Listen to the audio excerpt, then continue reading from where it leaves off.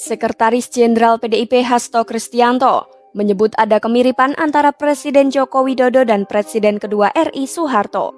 Kemiripan tersebut yakni dalam upaya mempertahankan kekuasaannya.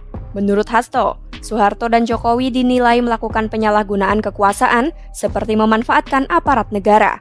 Hal ini disampaikan Hasto dalam kegiatan bedah buku NU, PNI, dan Kekerasan Pemilu 1971 di Jakarta pada Selasa 2 April 2024. Saat membaca buku itu, Hasto mengakui tak hanya melihat wajah Soeharto, namun juga Jokowi. Hasto mencontohkan bagaimana era kepemimpinan Soeharto yang memakai kekerasan terhadap jurnalis pada pemilu 1971 hanya demi mempertahankan kekuasaannya. Hal itulah yang akhirnya menjadi titik konsolidasi kekuatan otoriter sampai 27 tahun kemudian.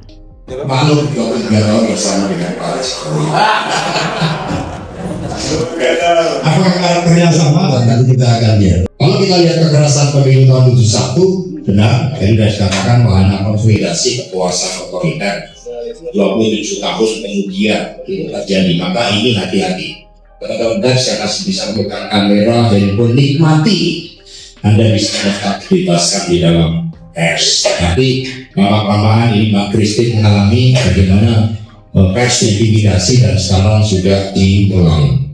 Pada pemilu 1971, Badan Pengawas Pemilu yang kini KPU dinilai olehnya ikut bermain. Menurutnya hal itu juga terlihat pada saat ini, kecuali DKPP yang masih menunjukkan kredibilitasnya. Selain itu, Hasto mengatakan bahwa Soeharto punya waktu 18 bulan untuk mempersiapkan skenario mempertahankan kekuasaan lewat operator politiknya yakni Ali Murtopo, Amir Mahmud, dan Sujono Mardani.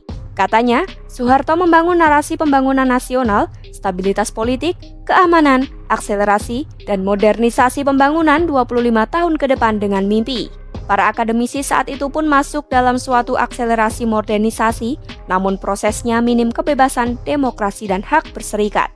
Kemudian, Hasto menyebut Soeharto juga menggunakan Kementerian Pertahanan, Kementerian Dalam Negeri, ABRI, dan operasi khusus. Sementara itu di era Jokowi, Hasto mengatakan bahwa penyalahgunaan kekuasaan itu terlihat tak hanya melalui TNI Polri, namun juga di kementerian atau lembaga. Ia lantas mencontohkan polisi yang mengintimidasi rektor-rektor untuk membuat video dengan narasi positif terhadap pembangunan era Jokowi.